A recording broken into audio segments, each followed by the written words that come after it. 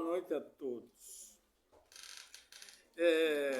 Tem um assunto interessante aqui que eu quero trazer, que é sobre pessoas que têm dificuldade de arrumar outras pessoas para se relacionar. Então a pessoa às vezes sai de um casamento, ou o marido morreu, fica viúva, e ela tem filhos com o cara, e daí ela não consegue arrumar um outro companheiro. Por mais que procure, quando encontra não dá certo, há uma interferência. Depende, por exemplo, da crença que foi, a crença limitante que colocaram nela. Por exemplo, ela é muito católica e vai lá desde pequenininha fazer o catecismo e ela aprende lá que casamento é para sempre, até que a morte os separe. Você não sabe se você passou, e isso a gente cresce e daí a gente acha que isso é besteira, não tem sentido. Mas esse, eu acho que é besteira, não tem sentido, é na minha consciência, no meu fronte principal aqui, frontal. Mas no nosso inconsciente, que é mais abaixo, para ele continua com a informação de que casamento é para sempre. Daí, quando a pessoa vai procurar alguém, ela às vezes não encontra, ou quando encontra, a coisa não liga e ela acaba ficando sozinha. Então, é importante a gente fazer um descasamento. E eu já fiz muito descasamento, é o que eu faço aqui na constelação. Você encerrar aquele casamento e liberar a pessoa para um novo relacionamento. Então é importante, aí vocês que estão me ouvindo, assistindo, que se separaram, que não estão conseguindo arrumar uma pessoa para companheiro, pode ser que você precisa fazer um descasamento. Tem que fazer um corte nesse relacionamento que houve, de almas, de espírito.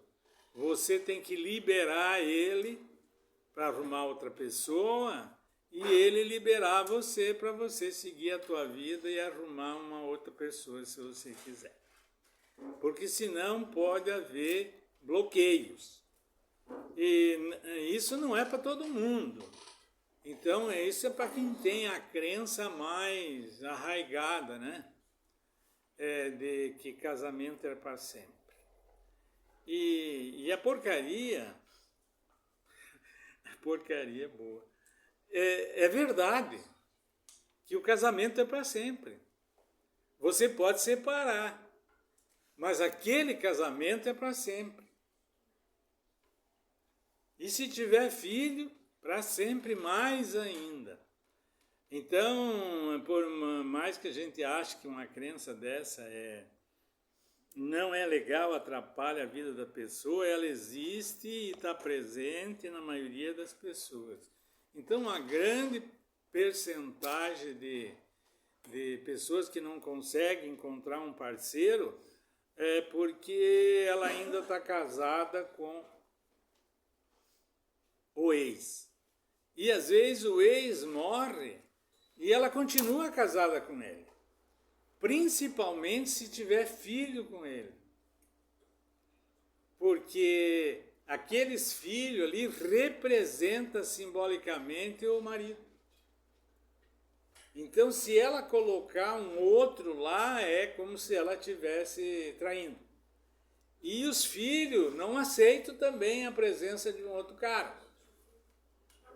Hoje eu estava falando com a dona Claudete e eu perguntei sobre a menininha neto dela, e daí ela falou que o menino estava com um problema na escola, bateu na professora.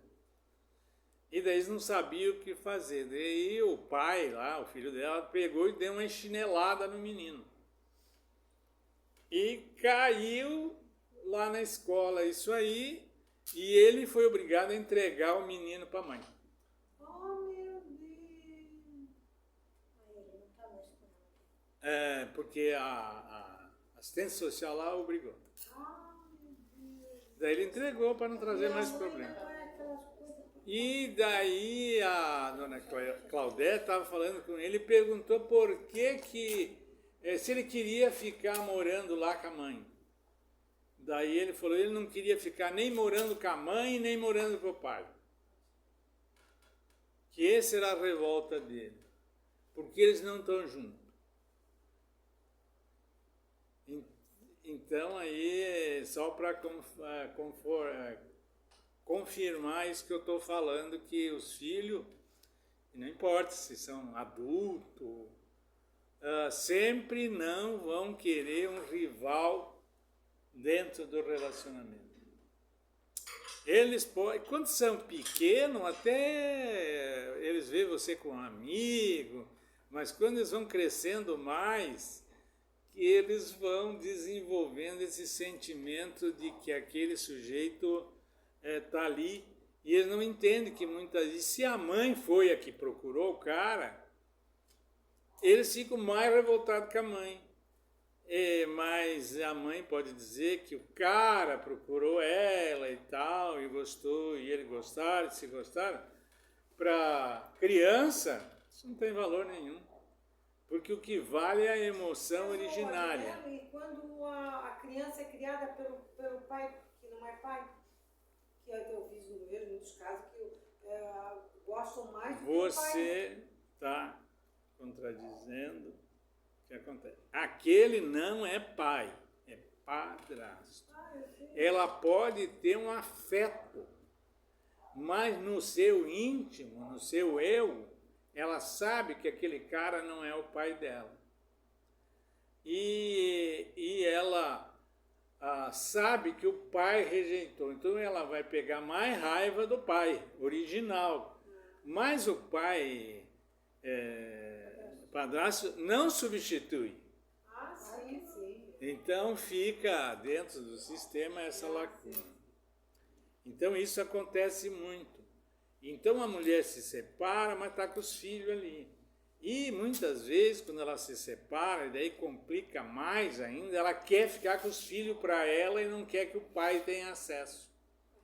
Ou não cobra do pai que o pai assuma a paternidade. E quando ela faz isso, faz com que ela continue casada com ele, impedindo o relacionamento dela com o outro. E ela não se dá conta disso. Nesse caso ali, o pai retirou o filho que estava com a avó para entregar para a mãe. Uhum. Não, ele estava com ele, o filho. Mas quem cuidava era a avó, mas ele morava com a avó. Claudete. Ele mora com a Claudete, o filho da Claudete. Sim, ele mora com a Claudete. Mas o pai que tirou O filho da Claudete. Não, foi a assistente social. Porque o pai e o guri na escola bateu na professora. E ele foi lá, deu uma bronca no guri e pegou e deu 2 chineladas no guri. O pai. E não sei como foi, eu acho que o menino contou lá para a assistente social. Daí a assistente social chamou o pai e disse que era para ele entregar o menino para a mãe. E daí ele entregou. Então essa é a história. Então, separação é dor para os filhos. Você vai ficar bem. Eu vou ficar lá. Eu não gosto do cara e tal, mas quem vai pagar o pato não é você, porque você se livrou de um pepino. Você não gostava do cara e não concordava com ele, você se livrou. Mas os filhos que vão sofrer as consequências disso. Então eu já me separei 3 vezes, mas por eu conhecer, eu tinha um princípio. eu vou ficar nesse relacionamento, fazendo esforço para melhorar até completar 18 anos. Daí, quando tiver 18 anos, eu me separo. E eu fiz assim. Hã? Todos os relacionamentos? De De todos. todos os filhos. Hã? De todos que eu tive filho, foi. Mas eu, assim, quando chegava num certo ponto, que a criança já estava grande e tal, eu avisava a mãe, nosso relacionamento vai até tal data. Tem data marcada. E nós temos que também ter cuidado para não fazer profecias. E eu vou contar, por exemplo, aqui uma profecia minha. E todas as vezes que eu casei, assim, eu não casei, eu fui casado. Então eu estava namorando a minha primeira companheira, e fazia pouco tempo, nem um ano fazia. Mas eu estava namorando, mas eu não pensava em casar. Eu não sabia quando que ia ser, mas eu não tinha aquele desejo de casar. E daí chegou, depois de um ano de namoro, ela me deu um ultimato. Caso separa. Caso desce. Falei, pô, mas não temos nada, nem dá. Não quero saber. Você resolve. Daí eu fiquei com aquilo encucando e eu fiquei pensando assim, pô, eu gosto dela. Gosto. É uma boa pessoa, tem qualidades e tal. E mais cedo ou mais tarde eu vou casar. Porque eu já também tinha esse desejo. Então eu vou casar. E daí eu disse, eu vou casar. Por que eu não queria casar? Porque o casamento era para sempre, na minha cabeça. E eu achava, já pensou se lá na frente eu não quiser mais a pessoa, não gostar, eu vou ter que ficar nesse casamento? Então, não queria casar porque era o casamento para sempre. Daí eu pensei assim, não, eu vou casar. Vou ficar até quando der. Quando eu gostar dela, ela gostar de mim, eu continuo casado. E se nós for separar, tem que ser antes dos 40 anos. Antes dos 40 anos. Para mim dá tempo de eu refazer minha vida. E tudo beleza, tivemos 2 filhos, tudo já. Daí quando chegou aos 35 anos dela de idade, eu 38, 39, veio as tretas. E as tretas. E qual a treta? Antes eu ganhava mais. Ganhava mais, então quem era responsável por investimento, construir casa na praia, a casa estava sempre em ordem, e tinha uma economia, carro novo para mim, carro novo para ela, porque eu ganhava bem, mas eu tinha uma sociedade, um cara, amigo meu compadre, e nós era conhecidos desde guri. E ele também, tá? Só que ele não sobrava dinheiro. E para mim sobrava. Daí ele tinha ciúme de mim. Não, porque para você tudo dá certo. Você tem carro novo e a tua mulher também tem carro. Você tem casa na praia e eu não tenho nada. Então eu quero me separar a sociedade. Eu vou tocar a sociedade sozinho. Então você imagina, nós tínhamos um laboratório grande com máquina, com implemento, tivemos que dividir. A metade ficou com ele e a metade ficou comigo. E eu disse, eu fico com o ponto. Aí o resto nós dividimos, mas o ponto não sai. Tá, fizemos assim. Daí eu pronto para... eu tinha um carro novo, um Passat, aqueles lá do Hussein, lá. Como é que era o nome daqueles Passat? Era um carro que era feito lá para o deserto. Daí eu falei, não, tudo bem, eu vendo o carro, reponho o maquinário e compro um carro mais barato. Isso é planejado na minha cabeça. No segundo dia que dividimos que ele saiu, levou as coisas, no segundo dia, eu deixei o carro estacionado, quando eu fui pegar, cadê o carro? Eu acho que eu errei de rua. Eu comecei a pensar qual a rua que eu deixei mesmo, porque às vezes eu mudava de rua. Daí falei, não, é aqui que eu deixei. Daí eu sentei assim na calçada e disse, puta que pariu, me roubaram o carro. Me roubaram. Daí eu fiquei mais quebrado. Daí eu comecei a ganhar menos do que ela. E ela teve uma promoção lá, porque ela tinha um parente que era da prefeitura, lá ela era professora, e o cara era político lá. Daí ele conseguiu uma promoção para ela. Daí o salário dela dobrou. Daí ela chegou para mim, vamos separar as contas. Antes a conta era conjunta. Ela tinha um talão de cheque, eu tinha outro. E tinha limite, e ela só avisava lá quanto que gastou. A partir dali, não, separar as contas. Ela fez uma conta para ela e eu fiquei com a conta para mim.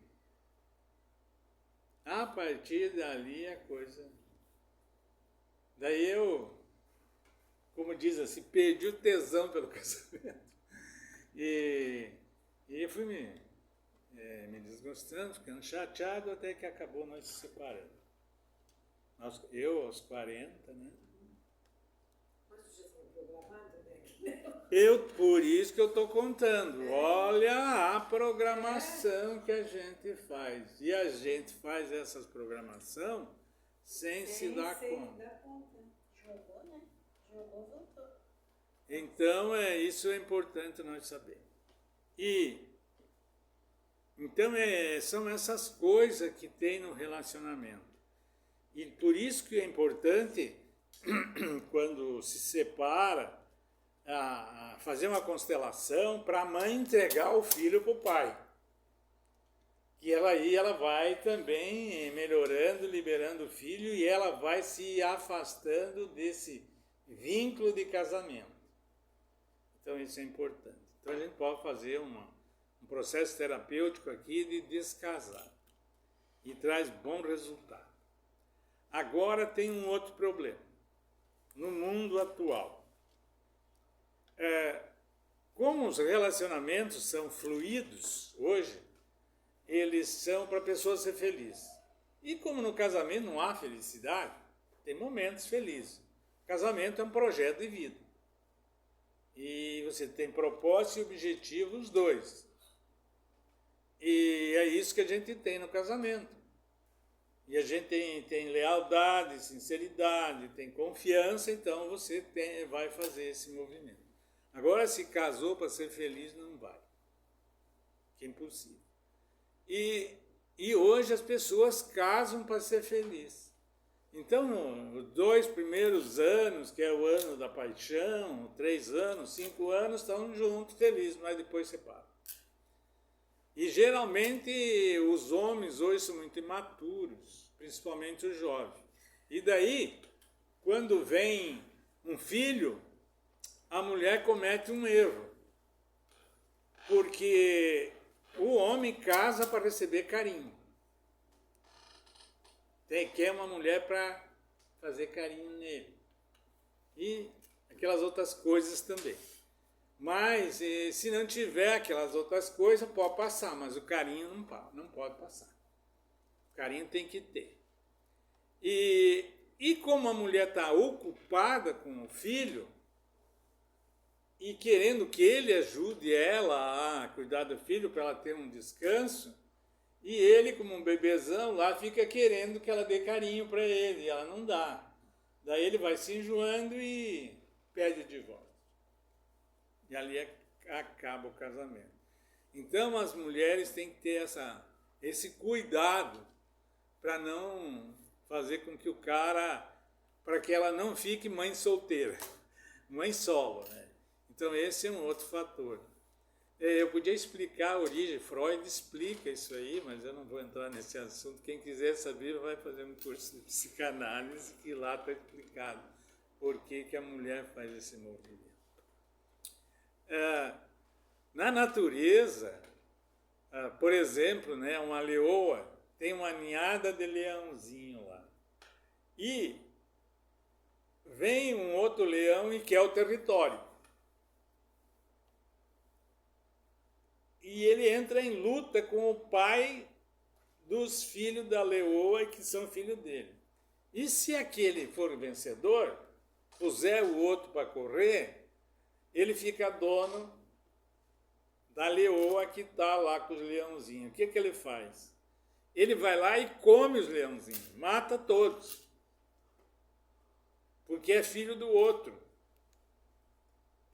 E quando acontece isso, a leoa sofre um processo de necrose, uma doença no ovário.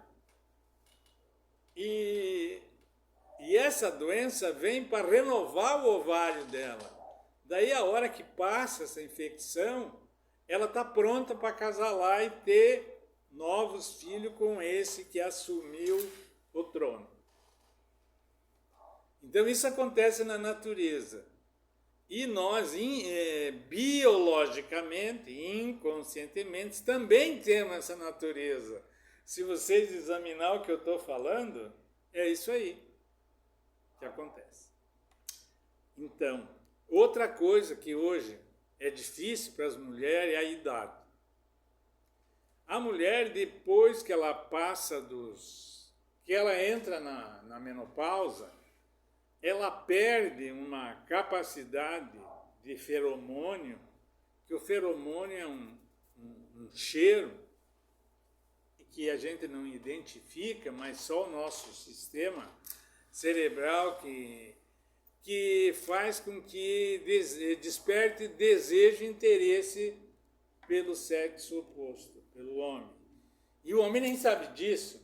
Ele só olha para a coroa, né, e diz, mas hoje você está interessante, não sei porque eu achava você feia, mas hoje... Então é porque ela tem feromônio. Quando cessa esse feromônio, é mais difícil de um homem se interessar por ela. Então, o universo de pessoas para ela se relacionar diminui. E às vezes ela não sabe disso. Então, e outras não têm desejo. Elas querem ir para amizade, para tal, mas não querem. Eu estava atendendo uma mulher agora lá da Espanha, e ela está nessa fase, né? Antes era fogo para todo lado. E agora o cara chega perto dela, ela sai perto de mim e ela está apavorada. E eles moram um numa cidade e o outro no outro. Esse encontro de 15 dias, uma vez por mês. Chega lá, a coisa não rola. Daí ela veio se consultar comigo para resolver esse drama. E daí eu falei, só tem um jeito. Você vai ter que tomar testosterona. Porque os médicos, quando vão fazer reposição hormonal, eles só fazem da progesterona. Mas eles não colocam testosterona na mulher. E a mulher tem que ter 25 a 30% de testosterona. Porque a testosterona é a responsável pela libido e pelo desejo sexual. Ela falou, mas aqui na Espanha, Deus o livre falar em testosterona. Ninguém dá. E na farmácia você não compra um omeprazol sem receita médica.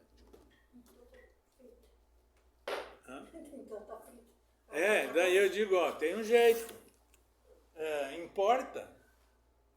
Compra nos Estados Unidos E para você, pode comprar, para a mulher, compra aquele adesivo, ela vem adesivo, não precisa ser injetado. Põe um adesivo ali, dura 15 dias, uma semana, e compra lá.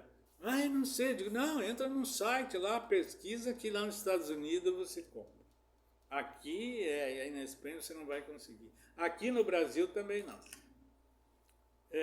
O homem tem que ir num médico, para os homens, para as mulheres nem atende.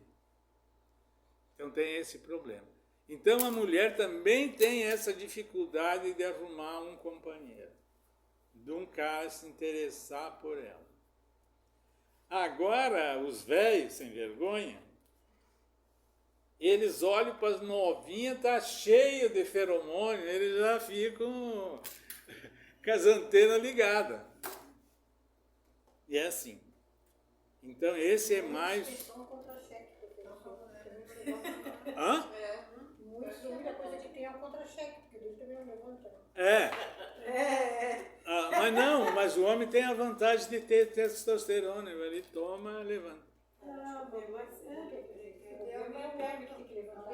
Hã? Já tem que ter contra-cheque bom. Não mantém. Não mantém o quê? Um relacionamento. Não, é difícil. Não. É difícil. Contra-cheque. Nossa, aqui, nossa. Então, é isso aí que eu tinha para falar para vocês a respeito de relacionamento.